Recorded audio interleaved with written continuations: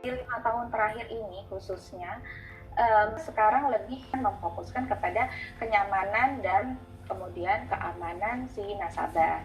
Nah, salah satunya mungkin karena digitalisasi ini. Sekarang teknologi digitalnya semakin tinggi, kita bisa merangkum semuanya dalam satu aplikasi, terus kemudian bisa melakukan dari awal sampai akhir proses semuanya ada di tangan. Jadi lebih merasa diperhatikan, lebih merasa dimudahkan gitu ya untuk segala macam kebutuhan tentang asuransi.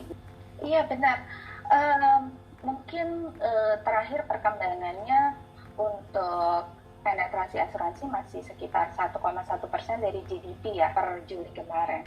Nah, tapi kemarin-kemarin mungkin orang masih merasa bahwa saya nggak ngerti nih untuk buka asuransi mulainya dari mana, karena banyak banget nih dokumen yang harus dibaca gitu, dan kemudian harus prosesnya panjang. Nah, ini mungkin yang menekan penetrasi itu masih rendah. Nah, diharapkan dengan berbagai macam inovasi di bidang digital, perusahaan asuransi juga lebih memperhatikan kebutuhan si nasabah. Ini mudah-mudahan kedepannya bisa meningkatkan penetrasi dari orang yang punya asuransi di Indonesia.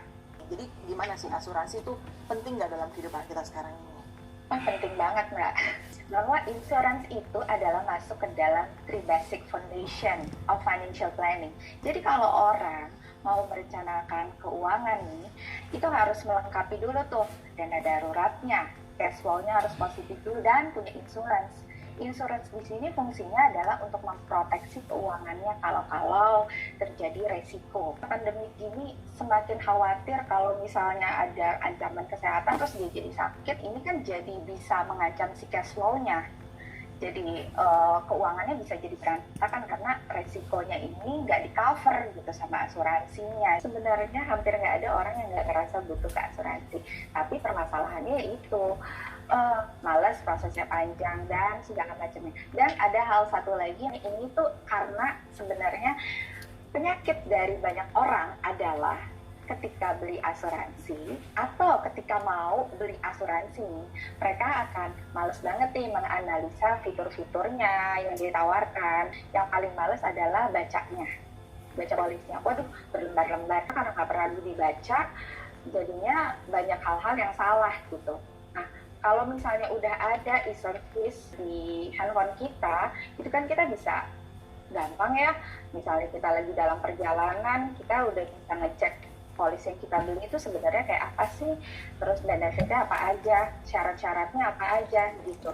Jadi ini lebih mengecilkan kemungkinan mispersepsi terhadap produknya, terus kemudian kita juga lebih aware sebenarnya dengan produk keuangan yang kita beli. Dengan adanya FWD ini lebih bikin orang bisa lebih aware bahwa kebutuhan saya nih bisa nih, mungkin dia bisa lihat-lihat dulu nih, kalau misalnya saya mau buka polis, berapa sih yang sebenarnya harus saya bayar gitu preminya, terus kemudian ini cocok nggak sih sama budget saya, bisa seperti itu. Kalau untuk bayar premi bulanan dari gaji bulanan, biasanya saya membatasi bahwa kita maksimal di 5% dari pendapatan bulanan. Sekarang itu kan kita ngelihatnya bahwa aduh kasihan banget sih saya menjadi generasi sandwich, kok kayaknya malang banget. Kita jadi mengubah persepsi bahwa mindsetnya generasi sandwich is a gift gitu.